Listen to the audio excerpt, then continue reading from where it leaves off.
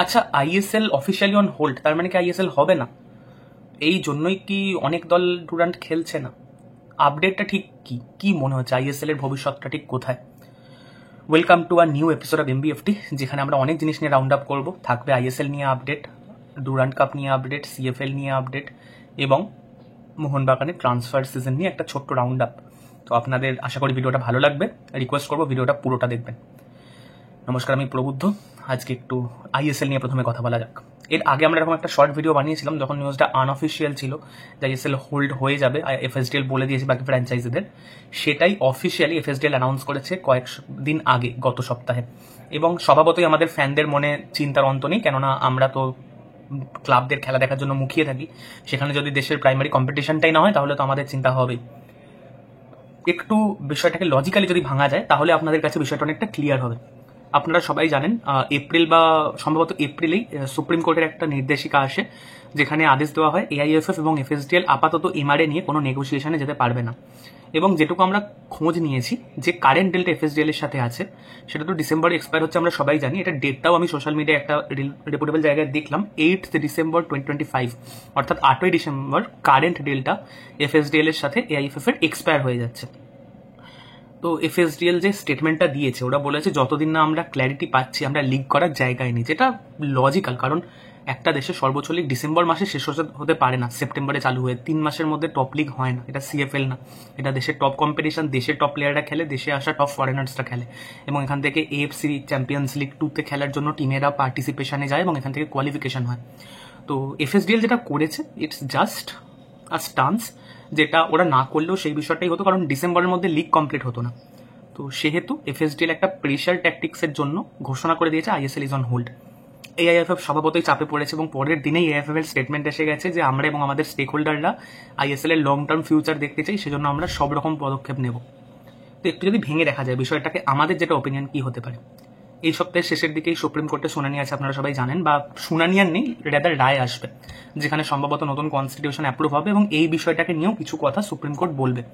সেখান থেকে এক্সপেক্ট আমরা যেটা করছি, যে আপাতত দুপক্ষকে হয়তো রায় দেওয়া হবে যে এই সিজনটা কন্টিনিউ করার জন্য, এবং পারমিশন হয়তো দেওয়া হবে একটা লং টার্ম ডিল নেগোশিয়েট করার জন্য। এবার বেশ কিছু জায়গা থেকে বলা হচ্ছে যে এফএসডিএল লিগ করবে না যদি না তারা লং টার্ম ডিলে যেতে পারে, কেননা তারা তাদের টিভি রাইটস বেচতে পারবে না সেক্ষেত্রে। ভ্যালিড পয়েন্ট, কারণ টিভি রাইটস থেকে একটা হিউজ ইনকাম হয় আইএসএল এর এবং ক্লাবগুলোর। তো সেখানে ব্যাপারটায় একটু হোল্ড আপ আসতে পারে, বাট যেটা ভুললে চলবে না, এআইএফএফ এর হাতে এই মুহূর্তে এফএসডিএল ছাড়া কোনো অপশন নেই। তো এতদিন এআইএফএফ নিজেদের শর্তে করতে চাইছিল ডিলটা, এবারে ব্যাপারটা এমন জায়গায় যাচ্ছে যে ডিলটা এআইএফএফকে এফএসডিএল এর শর্তেই করতে হবে। হ্যাঁ, ব্যাপারটা এমন নয় যে সেপ্টেম্বরেই আইএসএল চালু হয়ে যাবে। আমার যেটা পার্সোনাল ধারণা, অক্টোবরের একেবারে শেষে বা নভেম্বরের শুরু বা মিডিল করে আইএসএল চালু হবে। তো ততদিন আমাদের ওয়েট করতে হবে। তবে আইএসএল হবেই, আইএসএল না হওয়ার কোনো জায়গা নেই, আইএসএল হ্যাজ টু হ্যাপেন। এটা এত বড় একটা জিনিস, this is a biggest league of India, এবং এটা যদি না হয় Indian football will be dead for ever. এখনও ইন্ডিয়ান ফুটবল বেঁচে আছে, ইট will be dead for ever. তো আইএসএল হবেই, আইএসএল না হওয়ার কোনো জায়গা নেই। সেকেন্ড টপিকে আসি, এএফএফ রিলেটেডই আনোয়ার আলী কেস নিয়ে আপনারা একজনের টুইট দেখেছেন যে পিএসসি নাকি অর্ডার পাঠাচ্ছে কল্যাণ চৌবের উপস্থিতিতে।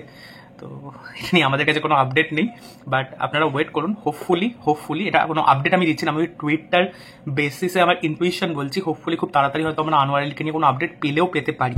But again it's better to clarify যে আমাদের কাছে কোনো আপডেট নেই এটা নিয়ে। এবং আইএসএল এবং এআইএফএফ নিয়ে যে হোল্ড আপটা, এটা যদি ছোট্ট করে আরেকবার বলা যায়, আমার যেটা মনে হয় আইএসএল উইল হ্যাপেন এবং এফএসডিএল এর শর্তেই আইএসএল হবে এবং it will be a long term deal again.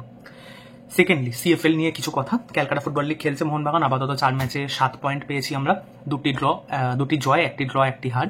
এবং defensively we are very good, আমরা মাত্র 2টি গোল কনসিড করেছি 4টি ম্যাচে, যেটা খুব ভালো রেকর্ড। তো আমাদের নেক্সট প্রতিপক্ষ ক্যালকাটা কাস্টমস, যেখানে আমরা কিছু বড় নামদের দেখতে পারি।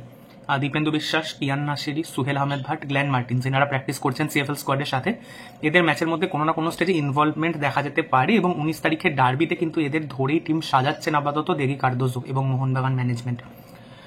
এরপরে যেটা সবচেয়ে hot topic, Durand cup update. Mohun Bagan একটা প্রস্তাব পাঠিয়েছে যে ডুরান্ট কাপে অল ইন্ডিয়ান ডুরান্ট কাপ করে দেওয়া হোক। এটা নিয়ে সবার কনফিউশন, মোহনবাগান কেন ধরনের প্রস্তাব পাঠিয়েছে। আমি আগের দিনের লাইভে ওটা ক্ল্যারিফাই করেছি, তাও যেহেতু একটা ভিডিও ফরম্যাট, ছোট ভিডিও অনেকে বেশি লোক দেখবেন, তাই একটু বেটার ওয়েতে ক্ল্যারিফাই করে দিচ্ছি। মোহনবাগানের প্রস্তাবটা এরকম ছিল না যে হুট করে মোহনবাগান বলে দিয়েছে আপনারা অল ইন্ডিয়ান করে দিন। এআইএফএফ এর যে এক্সিকিউটিভ কমিটি তারা একটা প্রস্তাব পাঠিয়েছিল যে আইএসএল এ বিদেশির সংখ্যা কমানো হোক, 6 থেকে 5 করা হোক, স্টার্টিং 11-এ 4 থেকে 3 করা হোক, ভারতীয় ফুটবলারদের ডেভেলপমেন্টের স্বার্থে। মোহনবাগানের কাউন্টার আর্গুমেন্ট সেটাতেই ছিল যে এটা আপনারা করার কথা যে বলছেন, তাহলে আমরা যে এএফসিতে কম্পিট করবো সেখানে এক একটা দলে 11টা করে বিদেশি খেলে, সেখানে আমরা 5টা বিদেশি নিয়ে খেলতে যাবো।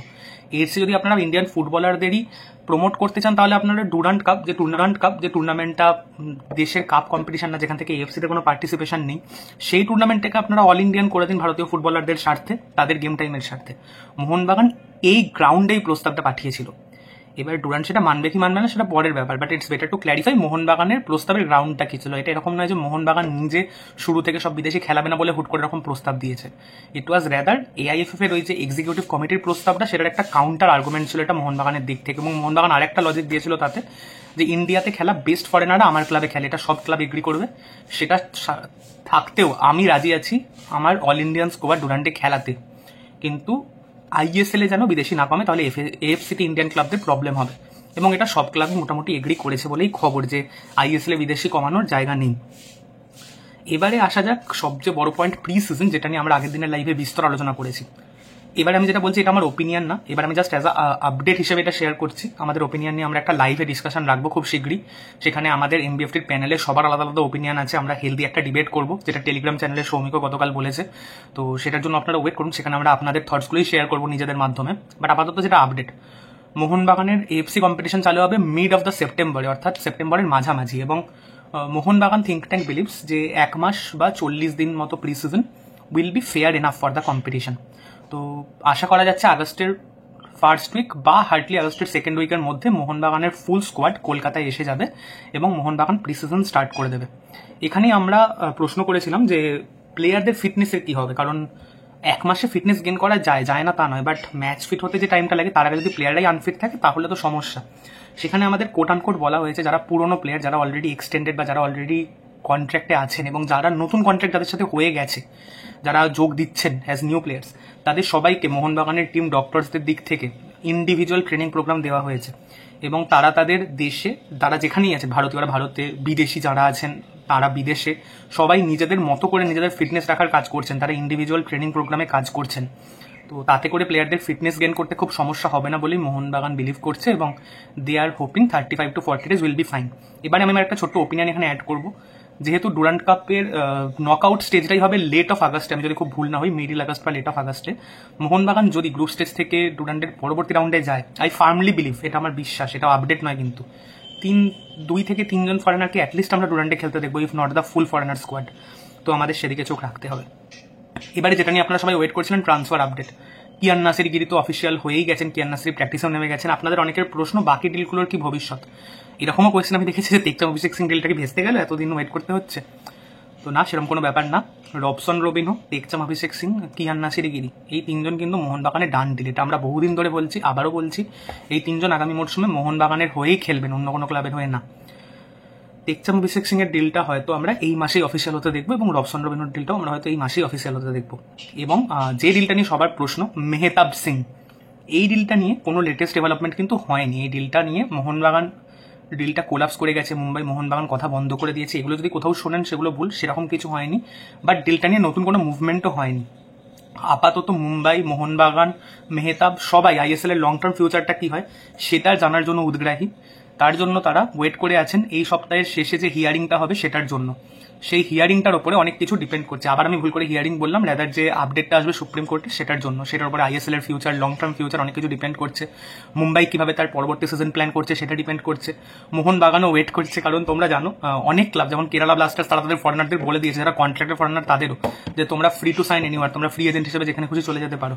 তো এইটার জন্য মোহনবাগান ওয়েট করছে, কারণ পোটেনশিয়ালি যদি আইএসএল এর ভবিষ্যৎটা আমরা সবাই যেরকম এক্সপেক্ট করছি সেরকম না হয়, যদি একটু অন্য টাইপের আউটকাম আসে, সেক্ষেত্রে কিন্তু অনেক ক্লাব তাদের যে কারেন্ট স্টান্স সেখান থেকে অনেক সরে আসবে, অনেক নমনীয় হবে। Mumbai city FC will be one of them. যদি আমি জাস্ট একটা এক্সাম্পল বলছি, যদি ধরে নাও আইএসএল নিয়ে একটা হিকআপ হয়, যদি ধরে নাও দেখা যায় আইএসএল এর লং টার্ম ফিউচার নেই, just for next 1 season ISL হবে এবং তারপর আইএসএল হবে কিনা সেটা নিয়ে সবাই সন্দিহান হয়, তাহলে তো এটা হতেই পারে না যে মেহতাব সিং এর দাম যেটা মুম্বাই ডিমান্ড করছে তার থেকে অনেক কমে গেল। ইটস জাস্ট আ পসিবিলিটি, যেটা হবে না বলেই আমার বিশ্বাস, এবং Mohun Bagan, Mumbai city FC, ISL এর সমস্ত স্টেক হোল্ডার সবারই বিশ্বাস যে আগামী 20-30 বছর আইএসএল চলবে। বাট আমি জাস্ট একটা পসিবিলিটির কথা বলছি। তো এগুলোর জন্য সবাই ওয়েট করে আছে। মেহতাব টু মোহনবাগান ডিলের ডিসকাশন আবার খুব তাড়াতাড়ি চালু হবে। এই উইকটা পোটেন্সিয়ালি একটু নজরে রাখতে হবে কি কি আপডেট উঠে আসছে। কোনো আপডেট থাকলে আমরা জানিয়ে দেবো, বাট আপাতত কিন্তু এটুকু আমরা বলতে পারি, মোহনবাগানের এই মুহূর্তে একমাত্র টার্গেট মেহতাব। খুব বেশি মুভমেন্ট এই সিজনে হবে না। 3টে ইনকামিং আমরা এক্সপেক্ট করেছিলাম, তার জায়গায় 4টে হওয়ার কথা চলছে। 3জন already done, Kiyan Nassiri, Robson Robinho এবং যার নাম না বললেই নয়, টেকচাম অভিষেক সিং।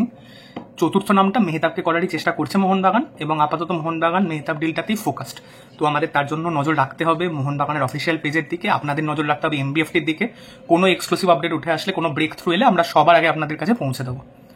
আর লাস্টলি একটা রিকোয়েস্ট, এমবিএফটি স্পেশাল বা এমবিএফটি ক্লাসিক সিরিজটা যদি আপনারা দেখে না থাকেন, রিসেন্টলি আমরা আপলোড করেছি বাসুদেব মণ্ডলকে নিয়ে একটি এপিসোডটার লিঙ্ক দেওয়া থাকবে ভিডিওর শেষে। আপনাদের অনুরোধ থাকবে, প্লিজ ডু ওয়াচ ইট।